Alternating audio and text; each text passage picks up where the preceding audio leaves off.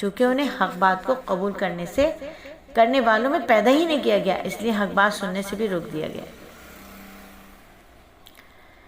انہیں حق بات قبول کرنے والوں میں پیدا ہی نہیں کیا گیا ہے۔ آج کے مسلمان کو، ہم سب کو یہ دیکھنا ہے کہ آیا ہم واقعی حق بات کو قبول کرنے والے ہیں یا نہیں ہیں، یا صرف دل کے کانوں، باہر کے کانوں سے سنتے ہیں اور دل کے کانوں کے تابع سننے کے قابل ہی نہیں ہیں، دل کے کانوں سے کچھ سن ہی نہیں سکتے، ایسے ہمارے کانوں پہ مہر لگی ہوئی ہے۔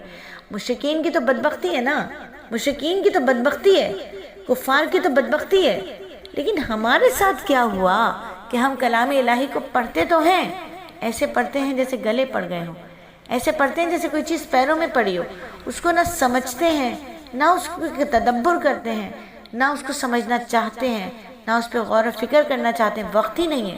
یقین کیجئے ہم تو حیران ہیں کہ لوگوں کو کلام پاک پڑھنے کا وقت بھی نہیں ہے، وقت ہی نہیں ہے۔ اللہ کا بہت شکر احسان ہے، کروڑ ہاں شکر احسان ہے کہ اس نے ہمیں مدارس سے جوڑا ہوا ہے، جہاں کم از کم روزانہ ہم قرآن تو کھولتے ہیں، کم از کم روزانہ اللہ کا ذکر تو سنتے ہیں۔ اللہ کا لاکھ لاکھ لاکھ لاکھ شکر ہے کہ اس نے ہمیں مدارس سے جوڑا ہوا ہے۔ اگر اللہ ہمیں نہ جوڑتے تو آج ہم بھی ان بدبختوں میں شمار ہوتے جو نہ اللہ کے کلام کو سننا چاہتے ہیں، نہ سمجھنا چاہتے ہیں، اور نہ اس پر عمل کرنا چاہتے ہیں، نہ اللہ کے کلام کو سن کر خوف میں مبتلا ہونا چاہتے ہیں، نہ اچھی باتوں کو سن کر، خوشخبریوں کو سن کر خوش ہونا چاہتے ہیں۔ اللہ رب العزت ہمیں ہمیشہ علم و ذکر کے حلقات سے جوڑ کر رکھے۔ مشرکین کی تو بدبختی تھی نا، عجب بات ہے کہ نبی پاک صلی اللہ علیہ وآلہ وسلم نے مشرکین کو تینوں سوالات کے صحیح جواب دیے دی، مگر نہ تو مشرکین مکہ ایمان لائے، نہ ہی یہودیوں کو ایمان لانے کی توفیق ہوئی۔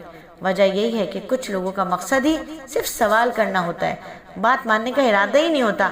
ایسے لوگوں کو اللہ ہدایت دے، وہ چاہے مسلمانوں میں ہو چاہے کفار میں ہو۔ اللہ رب العزت ہم سب کو ہدایت یافتہ لوگوں میں شامل فرمائے، آمین ثم آمین۔